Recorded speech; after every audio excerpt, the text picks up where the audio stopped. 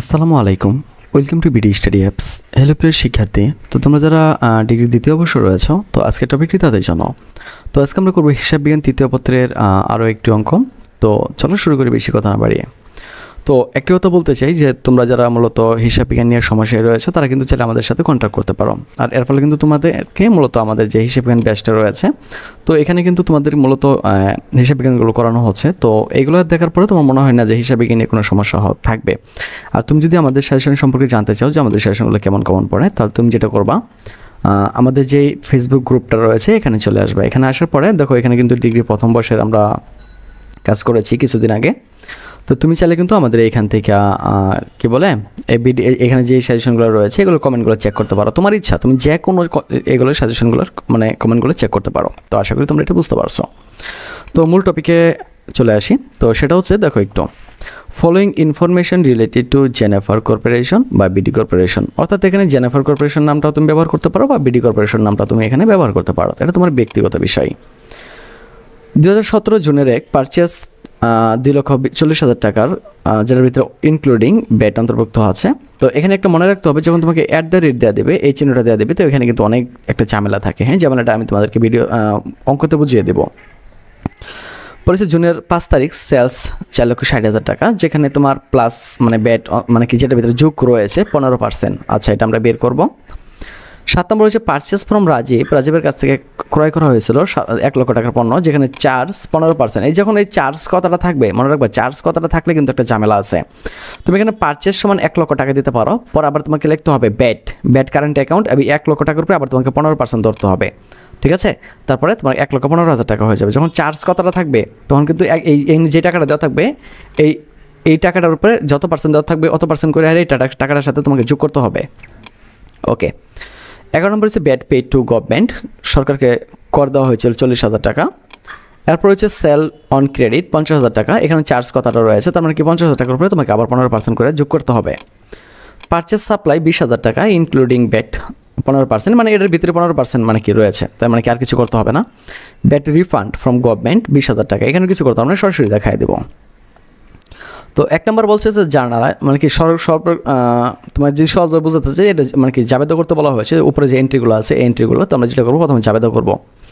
তো আমরা লিখবো জেনিফার কর্পোরেশন বা বিডি কর্পোরেশন লিখবো, পরে লিখবো আমরা জার্নাল এন্ট্রিজ, পরে লিখবো date, account title, reference, debit টাকা, ক্রেডিট টাকা। তো এরপর আমরা যেটা করবো, এখানে আমরা সালটা ব্যবহার করবো, সালটা নিয়ে নিব। তো পর হচ্ছে আমাদের যে প্রথম যে তারিখটা রয়েছে জুনের 1 তারিখ, তো আমরা এটা এখানে নিয়ে নিব। পর দেখো এখানে চলে আসছে পারচেস চলে আসার পরে এখানে বোঝানো হয়েছে যে 2,08,696 টাকা। স্যার এটা কীভাবে হলো? তো এখানে তো আমার হওয়ার কথা ছিল 2,40,000 টাকা, তাই না? তো যখন এখানে @ দেখবো, মনে রাখবে এটার ভিতরে একটা ঝামেলা আছে। ঝামেলাটা কি?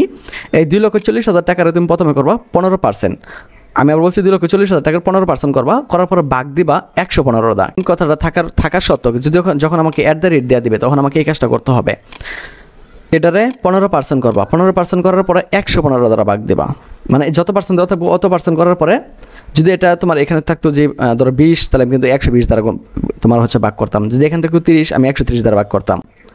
যাই হোক, দেখো তাহলে ব্যাট কারেন্ট অ্যাকাউন্ট 2,40,000 × 15 ভাগ দিয়েছি 115 দ্বারা, তাহলে আমি এই টাকাটা পাইছি। এখন এই টাকাটা আমি কী করবো জানো?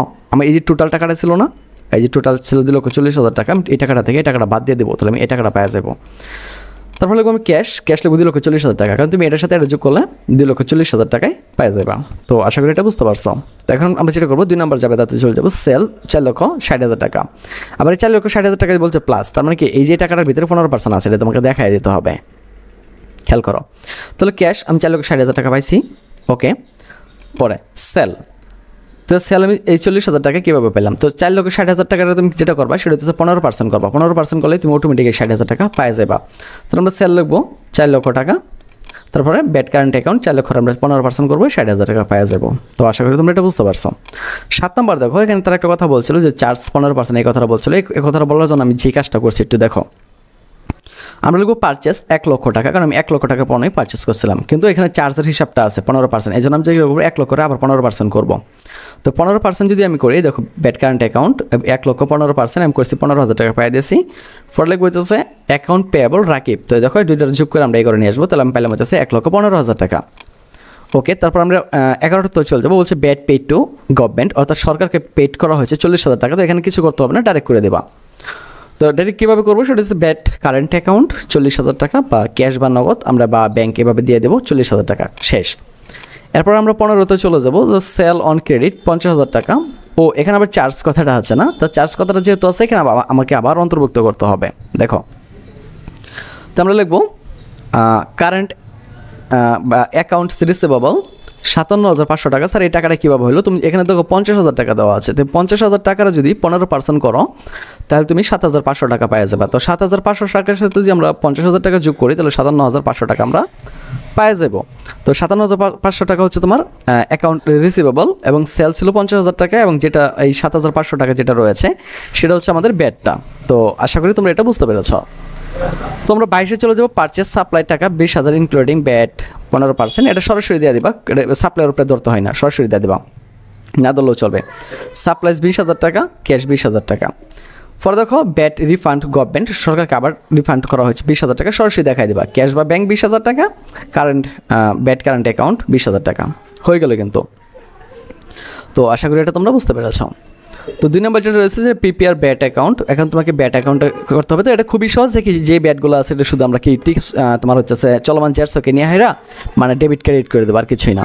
খেয়াল করো, তো আমরা লিখবো VAT current account, date, account title, reference, debit টাকা, ক্রেডিট টাকা। পরে লিখবো আমরা ব্যালেন্স, পরে লিখবো আমরা ডেবিট টাকা, ক্রেডিট টাকা। তো খেয়াল করো জুনের 1 ক্যাশ। স্যার এটা কোনটা? একটু প্যাচ লাগাই দিয়েছেন না? তো এই যে এই টাকাটা ডেবিট পাশে ছিল, আমি ডেবিট পাশাই না বসাই দিছি, বুঝছো? ওকে, এরপর দেখবো ব্যাট কোথায় আছে। ব্যাট এই দেখো, এই ব্যাটটা কিন্তু ক্রেডিট পাশে আছে, তো আমি ক্রেডিট পাশে নিয়ে নিব। তো এটা ছিল জুনের 5 তারিখ, এই ক্রেডিট পাশে নিয়ে নেব। এখন দেখো আমি এটা ডেবিট পাশে, এই পাশে আমার প্রথম ছিল না, এই পাশে প্রথম যেটা আছে এটা এই পাশেও লিখবা। এখন দেখো এই যে এই 60,000 টাকা আছে না, 60,000 টাকা থেকে 31,304 টাকা বাদ দিয়ে দিবা, তাহলে তোমার এই পাশে এই টাকাটা থাকে গেলো ক্রেডিট পাশে। এখন দেখবো আবার কোথায় ব্যাট আছে, ব্যাট এই দেখো 15,000 টাকা আছে ডেবিট পাশে, তো আমি ডেবিট পাশে এটা লিখবো। এই দেখো 15,000 টাকা লিখছি না। এখন আমি যে 28,996 যেটা আছে এখান থেকে 15,000 টাকা বাদ দিয়ে দিব, বাদ দেওয়ার পরে আমার থাকবে 13,696 টাকা। তো এরপর দেখবো আবার ব্যাট কোথায় আছে, ব্যাট এই দেখো আবার 40,000 টাকা আছে, আমি 40,000 টাকাটারে আবার ডেবিট পাশে লিখবো। এখন দেখো এই 40,000 টাকা থেকে আমরা 13,000 টাকাটা বাদ দিয়ে দেবো। বাদ দেওয়ার পর দেখো এই 40,000 টাকা কিন্তু এটার থেকে বড়, তো আমি এটা থেকে বাদ দেওয়ার পরে এটা আমরা 11 বসাই দেবো, কারণ এটা ডেবিট পাশের। ঠিক আছে, দেখবো 40,000 পরে আবার কোথায় আছে ব্যাট এই 7,500 টাকা আছে ক্রেডিট পাশে, আমাকে ক্রেডিট পাশে লিখতে হবে। এখন আমরা যেটা করবো যে 26,304 আছে না, এটা থেকে আমরা এটা বাদ দিয়ে দেবো। বাদ দেওয়ার পর আমরা এই টাকাটা পাওয়া যাবো। এরপর দেখবো আবার কোথায় ব্যাট আছে, ব্যাট এই যে ব্যাট 20,000 টাকা আছে। ওকে, তো আমরা এখানে 20,000 টাকা বসাই দেবো ডেবিট পাশে। 20,000 টাকা ডেবিট পাশে বসাই দেওয়ার পরে এখানে ছিল 18,804 টাকা। তো দেখো এটার থেকে কিন্তু এটা কিন্তু ছোটো, ঠিক আছে। তখন আমরা যেটা করবো সেটা মানে এটা সর্বশেষ ব্যালেন্সটা আমাকে দেখাতে হবে। তো আমি যেটা করবো 18,000 সরাসরি সহজভাবে বুঝাই দিই, 20,000 থেকে তুমি এই টাকাটা বাদ দিয়ে দিবা, বাদ দিয়ে তুমি এই টাকাটা পাওয়া যাবা। আর এই টাকা দেওয়া হেরেই তোমাকে কী করতে বলা হয়েছিল এখানে সর্বশেষ বলছে অ্যাডজাস্টমেন্ট। হ্যাঁ, অ্যাডজাস্টমেন্ট, তো এটা অ্যাডজাস্টমেন্টে চলে আসবে, আর কিছু না, এটা মানে সর্বশেষ রয়ে গেছে আর কি, যেটা থাক মানে সর্বশেষ রয়ে যাবে সেটা তোমার অ্যাডজাস্টমেন্টে চলে আসবে, মানে সমন্বয়ে চলে আসবে আর কি। খেয়াল করো, Jennifer corporation adjustment journal entries, এই একটাই রয়েছে, ওটাই চলে আসবে। ডেবিট মানে date, account title, reference, debit টাকা, ক্রেডিট টাকা। দেখো ব্যাট পেয়াবল, যে টাকাটা সর্বশেষ হয়ে গেছে ওই টাকাটা 11 এনে দেখাই দিয়েছি, পরে ব্যাট কারেন্ট অ্যাকাউন্ট 11 এনে এটা বসাই দিয়েছি, এই তো হয়ে গেল। তো আশা করি তোমরা এটা বুঝতে পেরেছ। তো তোমরা 2-3 বার ভালো করে দেখে নিও, তো আশা করি এখানে আর কোনো সমস্যা থাকবে না।